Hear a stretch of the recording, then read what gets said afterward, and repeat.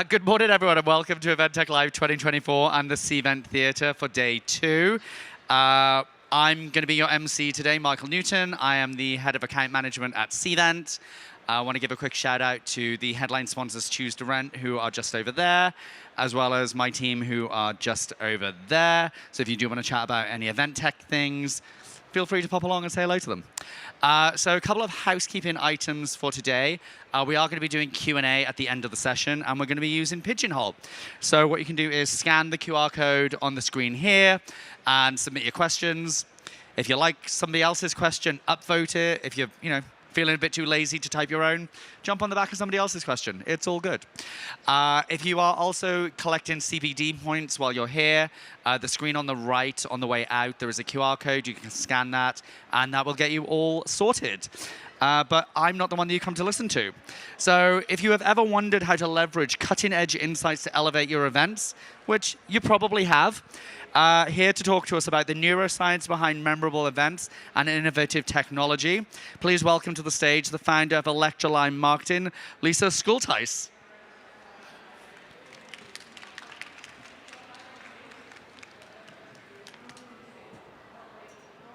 Well, we're going to see. Oh, there we go. Technology is actually not my friend this morning. I was telling the team I actually forgot to plug the computer in last night. Did you know you have to actually put it in the wall plug for it to actually power up? That's what I discovered when I woke up this morning. But I am Lisa Schulteis. Just a little bit about me. My background is actually in neuropsychology. That is my pre-event, pre-kid life. And once my kids were older, that is when I actually founded my company and have been working on events for years. So this is actually allowing me to marry those two worlds together. So we are going to be talking about neuroscience this morning and why neuroscience really does matter for events. And we're really going to uncover how we can incorporate those two things in. So this is my most impressive and my most intimidating slide. There'll be a test later, I'm just kidding. But our brain is this amazing, powerful thing, right? And there's different parts of our brain that works at different times. And these are just some of the ways that our brain works. So if we're looking at our prefrontal cortex, in terms of memory, it's involved in working memory. It's involved in decision making. It helps us with new information, right? If we're looking at it in terms of engagement, it governs our focus and our attention and executive functions. And then when we run into fun things like, our basal ganglia over here, it's associated with habit formation. So there's a lot of different parts of our brain that activate at different times. And that's all that this slide is intended to showcase. It's bringing in that emotion, it's bringing in that engagement, it's bringing in that memory. So we're going to talk about how to incorporate some of these different things into your events. So what happens in the brain during the events? Well, sometimes it goes to sleep, depending on the event. Hopefully not. But there's kind of 3 things that can happen. So one is this thing called neuroplasticity. It's this very fancy name. And what's fascinating to me is the neurons in our brain can actually move around, and they can kind of be resorted based on the information that's coming into our brain.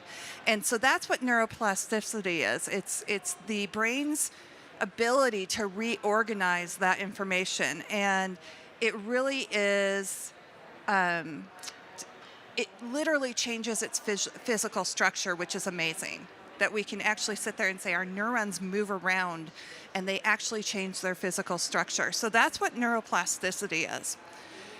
Dopamine, which you guys have all probably heard about, dopamine will get released during anything that's novel, anything that's exciting, anything that's rewarding. So the more dopamine that we can get moving for people, and the more dopamine that we can get released, the better the event experience is going to be for them. And then we have oxytocin. And that's what encourages trust. That's what encourages social bonding. So all 3 of these things are happening during an event. And these are the 3 things that we want to tap into. So how are we going to do that? So oxytocin really is involved in creating that trust and creating those relationships. This is what I run out of at the end of the day when my social meter is done. It was about 9 o'clock last night that this happened to me. But in terms of social bonding, oxytocin is released during those positive social interactions, right? It's what makes us really get involved and have those relationships. It forms trust. So research has shown that oxytocin enhances that trust between the individuals, and it reduces our fear, it reduces our anxiety. So I need a lot of that. I'm actually an introvert. No one ever believes me. But I need a lot of this to reduce my fear, to reduce my anxiety, to get my trust built up with people. And then it also helps in terms of emotional memory. So it helps us link our positive emotions to specific social interactions. And so we want those interactions to be memorable in a good way. So we want a lot of oxytocin to be actually released. We also want to be able to use challenges to engage our attendees' minds. So this takes us back to that neuroplasticity, because a cognitive challenge will actually help to stimulate that neuroplasticity, that reorganization within our head. So let's talk about some examples of engaging content. So one is gamified learning, right? Now, gamification has a bad rap because a lot of gamification's done awful. But gamification done well, where you have leaderboards, where you have these challenges that people are able to have, is actually going to work really well. So this is an example. This is, we use EventMobi a lot. So this is one of their leaderboards that they put together for us. Another opportunity for you is problem-solving activities. So this can run the gamut, right? Cooperative challenges, anything that encourages teamwork. So even having people come into a space and, brain dump, right? We're putting sticky notes on a wall. We're solving a problem together. Anything that we're doing together that is a challenge. Puzzles, escape rooms actually fall into this category as well. Anything that we can do that is going to be a challenge and we can bring that teamwork in. And then interactive storytelling. So choose your own adventure works really well, especially if you can build that into your agenda. From a planner's perspective, I hate choose your own adventure. It makes it harder on me. From an attendee perspective, that makes it much easier and more interesting for them. So if you can bring in choose your own adventure, if you can bring in any kind of interactive storytelling. So, we have Event Sustainability Live on the other side here. So what if we do a session on sustainability, and we're guiding attendees through this session, but they get to make choices through the session as to what we're going to focus on, or what we're going to talk about, or what problem we're going to solve. So we're allowing them to help us guide and figure out what the journey is of that one individual session. That's going to help with the interactive storytelling as well. This is one of my favorites. This is pattern interrupts. So a pattern interrupt is any time that you are going through a session or going through an experience and all of a sudden you do something really different. If I all of a sudden start dancing on this stage, which I won't because it would be terrifying for you, it would be a pattern interrupt. I wouldn't be standing up here. I wouldn't be talking with you, right? I would be doing some kind of strange break dancing and you all would be filming it, laughing it, and I would be viral within a couple of hours because it would be awful. But what research has shown us is, 10, 15 minutes into a session, we start losing people. So if we can put some kind of pattern interrupt in there, it's why you've seen speakers throw candy from stage. They don't do it very often anymore, which is really sad because I'm a huge chocolate fan. But it's the reason that you see people do really different things. So the best pattern interrupt I've ever seen, it was from a gentleman who, he was in charge of Hands Across America way back in the 80s. I'm dating myself. He was speaking the one day, and he was talking about these pattern interrupts and about doing something memorable. And all of a sudden in the distance, there's about 100 of us in the room, all of a sudden in the distance, we start hearing like this band. I'm like, what is going on? And we were in Beverly Hills, and before we knew it, Beverly Hills High School marching band marched into the room, marched around the front of the room, and exited back out. It was about a minute of their time that he had paid for. That was 10 years ago. I'll never forget it. And I'll never forget his message of be memorable, because guess what? He was memorable. He interrupted what we were doing, and it's something that will stay with me. So not that you have to bring a marching band in, although it was really, really cool, but if you can do any kind of pattern interrupt where you can rewire their brains, because if somebody is doing something constantly, they start just kind of phasing out, right? But if all of a sudden we do something different, then they're going to pay attention, their brain stops, and they're like, wait, I have to pay attention again, and then they're going to move on. So pattern interrupts is one of my favorite. The other thing that we talk about all the time, and I wish we could see this more, is people engaging all of the senses at an event. So if you think about it, when you're listening to a speaker, you're using two things, right? Eyes, ears. That's usually it. If they throw something at me, then I'm usually, then I get happy because I can use touch, and then maybe I can bring taste in. But most events, we only use our eyes and our ears. And if we can actually incorporate all five senses, then that's much more of an unforgettable experience. So let's go through some. Sight and sound. This is a picture I actually took at IMAX in October. I loved the lighting that they had on this stage. It was different. Purple happens to be my favorite color, so it caught my attention. But when the stage wasn't active, this was a much more soothing place that you could kind of go and sit and hang out, right? I love the feeling of this room. So lighting can energize sessions. That's why we have very bright white lights going. But they can also calm people. So depending on what's going on right then, you can use lighting to completely change that mood. It's one of the reasons I love quiet rooms. I get to the point I need to walk away off of that floor. I need to go hide a little bit. And quiet rooms are great because the lighting is much less. It's a place for me to just breathe a little bit. So lighting can do a lot of amazing things. Sound is great as well. So obviously upbeat music, right? We're going to get the party started. Otherwise, I might have soothing sounds in that quiet room. We can use sound to really change the atmosphere of an event.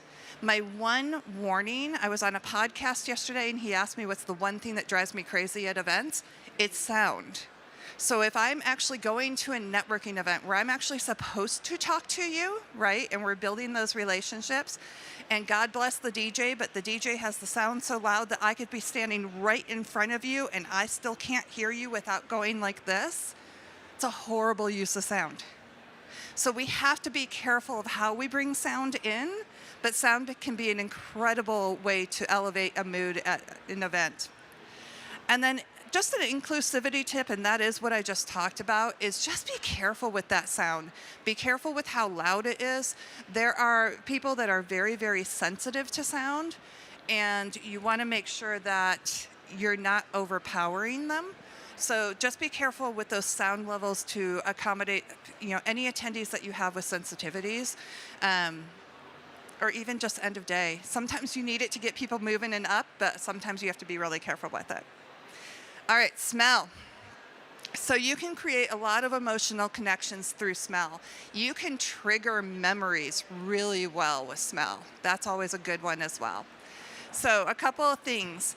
Subtle sense, and subtle should probably be giant print, bolded, underlined, and otherwise emphasized. But subtle sense can really evoke those emotions, right? They can create that memorable atmosphere. And, so you could use things like lavender. You can use things like citrus, different smells that you want to bring in for energy. Just again, be careful that they're not overpowering. You can use them in different areas.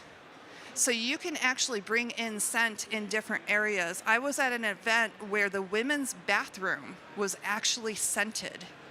So it was a different experience when you went in. And it was scented properly, so it wasn't scary. And then I went to another area of that floor, and they had a different scent that was happening. So you can use them. You can do signature scents. Wouldn't that be interesting to have a signature scent for your event? You could have fun with that. But again, in terms of inclusivity, be careful with scents. I have a family member who loves her perfume. And every time they visit, I feel like I'm in a perfume store. I'm not a perfume person. So just be careful with your scents as to how much scent you use, but scents can be a great way to do that. This is probably my favorite. I travel to eat. I eat to travel. But anytime that you can use taste, because it's such an underused scent at an event. Not scent, sorry, scents. Because we can connect then our flavors with engagement. So you want to be able to curate your food and beverage options. You could do something related to your theme. I've seen that done very, very successfully. You can have local flavors that you bring in, local caterers that you bring in to emphasize them, signature dishes. One of my favorite things to do is mocktail bars that have botanicals in the mocktails. So even last night, we went to a networking event. I had a cocktail, not a mocktail, but it had blackberry in it, and it had pineapple in it, and it had raspberry in it. And you would have thought it was a glass of wine, because the first thing I did before I ever took a sip is I picked it up and I smelled it. And it was amazing because it had all of these different fruits in it, and it tasted just as good. But if we do that with mocktails, that's also promoting our inclusivity. It's providing a memorable shared experience, right? People don't feel left out. But bringing those smells into the taste is always a lot of fun as well. And then be sure you're watching dietary restrictions. Be sure that you're watching religious dietary restrictions. And then again, try to have mocktails so that, I don't drink a lot. I don't want to be the person just walking around with a soda. I want to have the fancy drink with the umbrella in it, just like everybody else does. But I maybe not want to drink that night. So if you can incorporate mocktails, be sure to do so.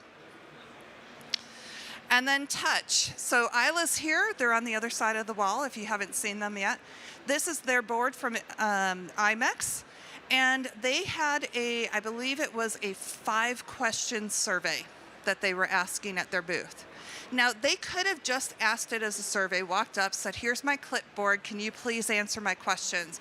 Or, can you scan this QR code, please answer my questions? And what they did instead is, let's see, they spent a lot of money on this. I think these are screws. This is string. And they basically asked people, okay, who do you work for, right? I'm a venue, I'm an agency, I'm a supplier, I'm corporate.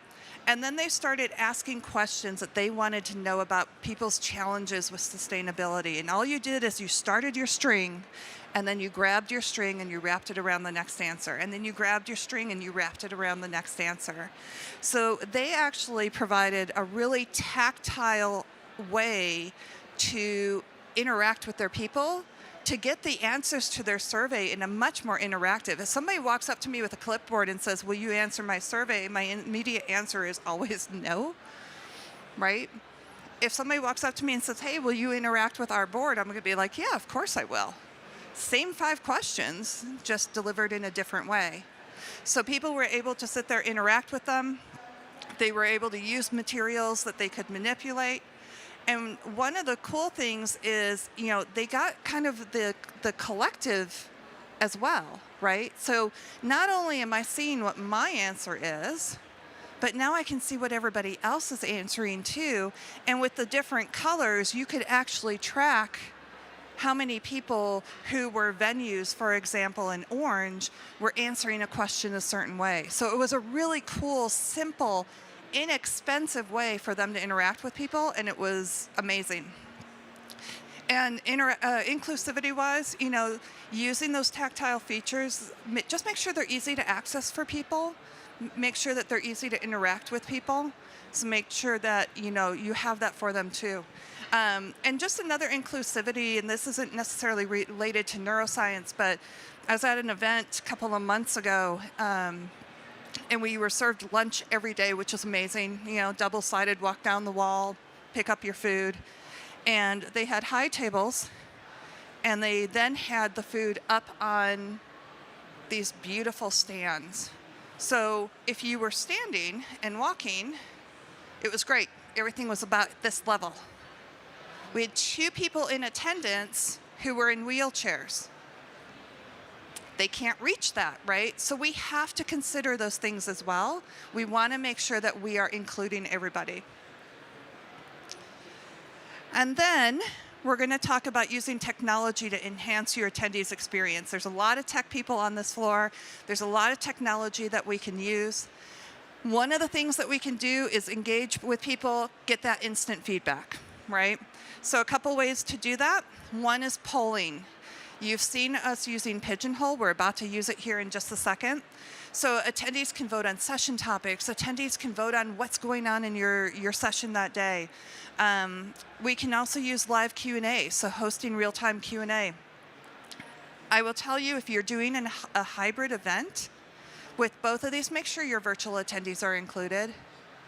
So we will, on Q&A, we will go back and forth where my moderator is asking, handing a microphone to somebody in the audience, and then we walk right back to the computer and we're like, great, so John online has a question about this. And then we go back to the audience member, and then we go back to the computer, right? So make sure that you're involving your virtual attendees as well. It's really, really important for us to do that. But with the live polling, with the live Q&A, what happens? It's triggering dopamine, because we're getting that instant feedback. So they're happy, they're focused, they're engaged. So we're going to try it. I'm going to ask you guys to get your cell phones out. My very exciting blank live poll. If you can scan this QR code up here. Next week is Thanksgiving in the US. And we actually just posted last week for one of my events on LinkedIn. We posted a gratitude wall, a virtual gratitude wall, asking people what they're thankful for. So I just want you to take a second and just tell me one word what you're thankful for. And let's see what comes up on this little word cloud here real quick. And thank you to Pigeonhole for helping me out with this.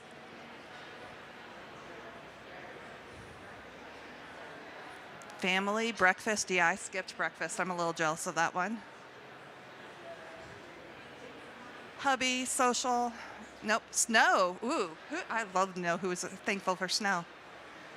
I love this weather, by the way. I live in Arizona. I'm like 30 degrees Fahrenheit. Yes.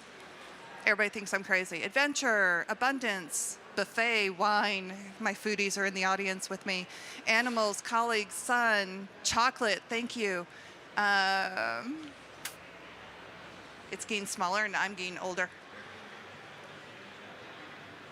Healing, warmth, holidays. Great. Team off-site. That's a fun one. Guinness.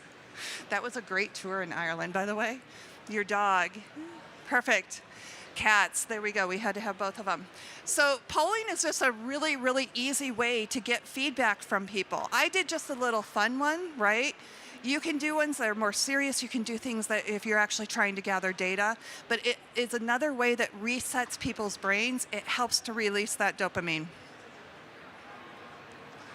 And then there's things like sentiment analysis. So my friends over at Zenus do this.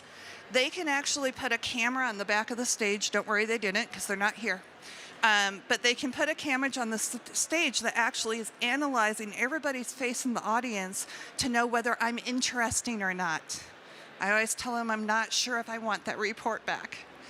But they can measure whether those people are happy. They can actually tell you your average age of your audience, which is terrifying to me as well, but in a good way. How engaged your audience was. So you can use things like sentiment analysis. Really, it's an AI-driven tool to gauge those emotional reactions. But what's really interesting is then you can start using the data and start performing A/B split tests with it, right? Change your content up, see how people are reacting to the new content versus the old content. And then one of my other favorite ones is projection mapping. Now, you may not be doing a big enough event for this. That's fine. These are just ideas. But this particular event, this is another client of mine, Core Staging, and their AV production Inspire. This hacienda, everything on here is projected, even within the arches. Very, very cool. And it's just another way to kind of immerse people in and bring them into the environment, right?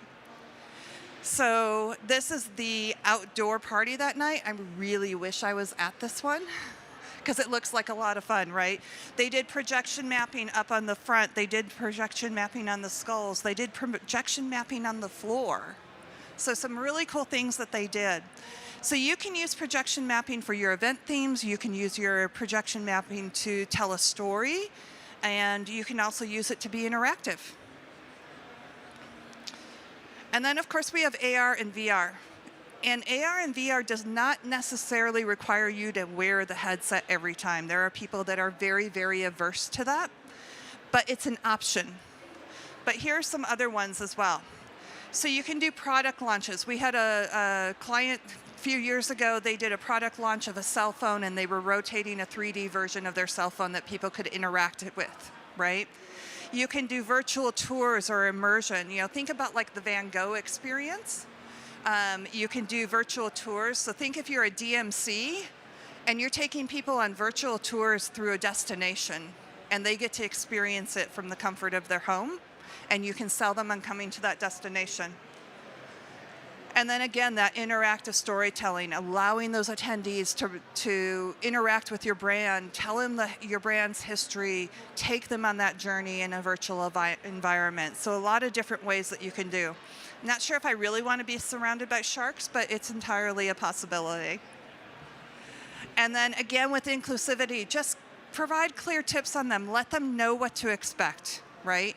So that they have the option to opt out if it's just too much of an experience for them. And then make your events memorable. So this is how we're going to do that. We're going to foster trust through our social interaction. We're going to use that challenging content to activate the brain. And then we'll engage those multiple senses for stronger memories. And what I'm going to encourage you to do is just to pick one thing to start with. It can be very overwhelming. Pick one thing, implement that, and then move on to the next one. So before we go into Q&A, I just wanted to give you the opportunity, if you want a copy of the slides, you're welcome to scan the QR code and you can get a copy of the slides. We'll do the Q&A, and then afterwards, if we run out of time as well, you're happy to, feel free to stop me on the side and ask me any questions as well. But we're going to go ahead and have you, do we have questions in there already? Perfect. Thank you, Lisa. Round of applause for Lisa, everyone.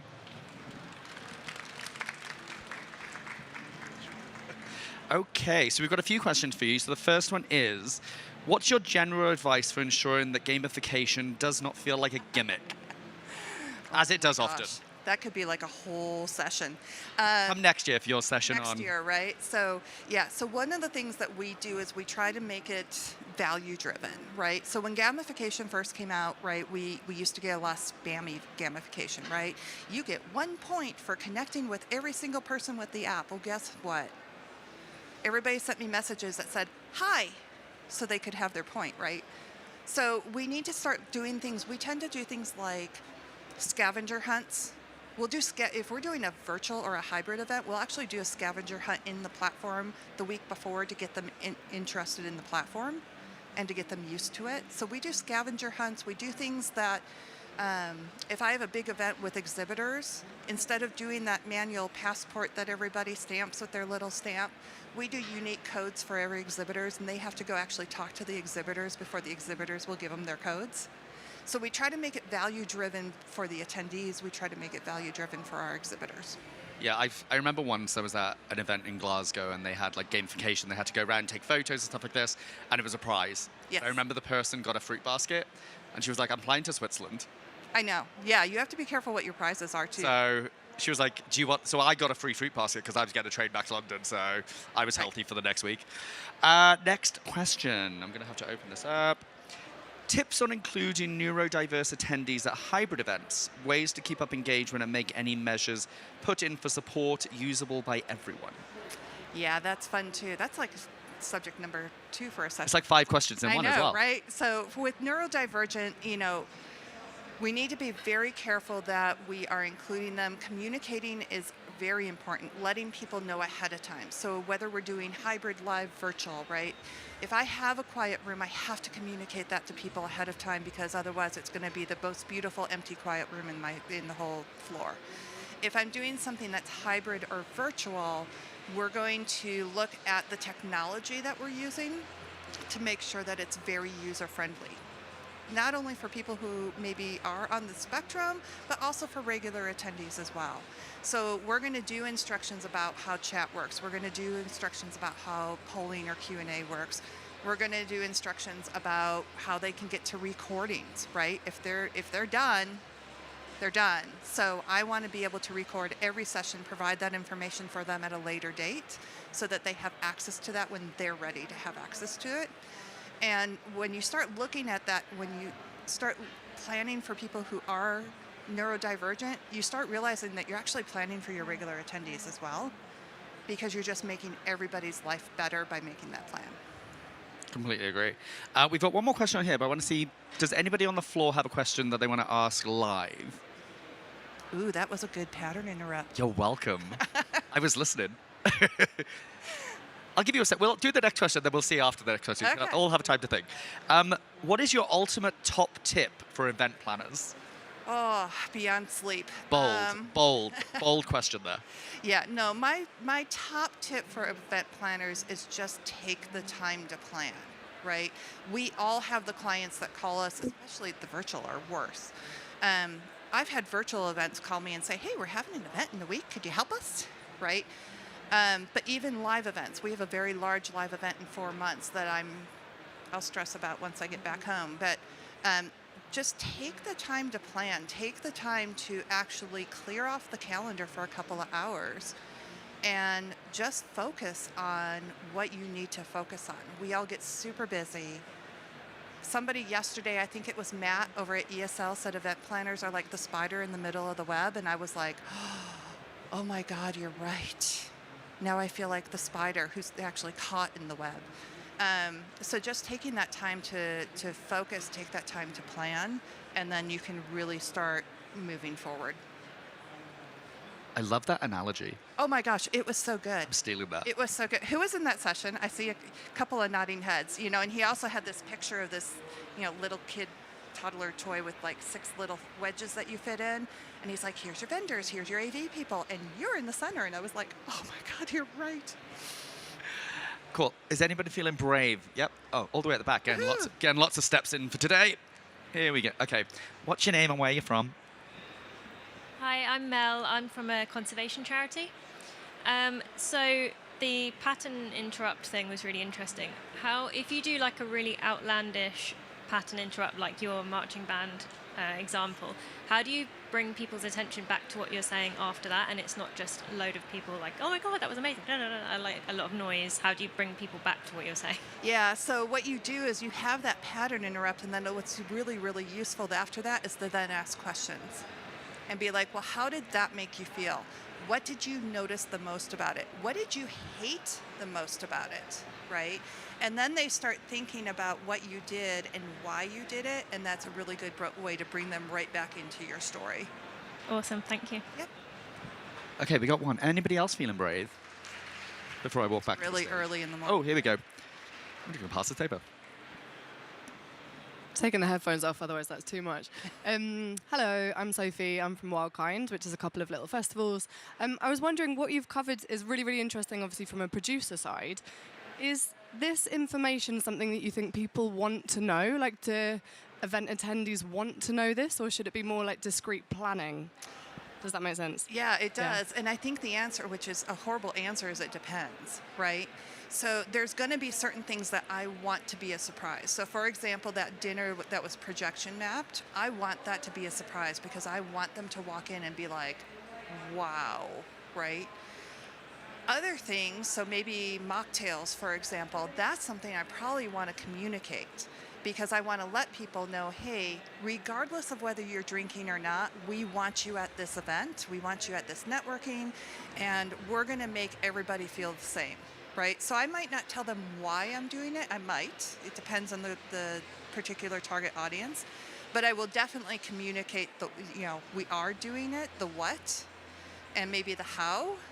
And then the why, I get to decide whether I want to keep that or not. So I communicate with quiet rooms the why all the time, 100%. This is why I want you to experience this. The mocktails, I might say, well, this is the what and the how, but I'm going to keep the why to myself because people are going to get it. Thank you. Cool, we got another question submitted. Somebody was feeling nervous. What is your most effective means of providing event feedback to a client? Besides me just telling them what I think. So we do data a lot, but I'm also very honest with my clients. So we can use data to an extent, but then I also will provide them feedback and say, listen, I can tell you that this worked or this didn't work, right? I will also tell clients ahead of events when they come up with the latest and greatest last minute idea the night before, and they want to completely revise the agenda. It's never happened before. I will tell them, these are all the reasons that you shouldn't, right? Here's what's going to happen if you do, but it's your business, it's your event, it's your decision. And that allows them to make the decision, and then when things do turn out the way that I think that they're going to do, and it's a bad experience for their attendees, I can come back to them and say, this is why I advised you this. This is the decision you make. Now we know for next time, we need to not make that decision. Now you've seen what the outcome is. So I'm very honest with our clients. I give them data, but then I also just give them very honest feedback. Blunt is always best. It is. As long as you do it politely. Like, there's polite blunt and there's not polite blunt. So just do the polite blunt. Anybody else? Okay, well, another round of applause for Lisa, everybody. Thank you, everybody. Thank you so much. So what do we have next? Coming up in about 20 minutes, we have a panel on creating, distributing, and monetizing your event content. So if you are going to stay for the session, you are more than welcome. If you're leaving, the headsets are not gifts. They need to stay on the chairs. Please do not take them with you. And we'll see you all again shortly.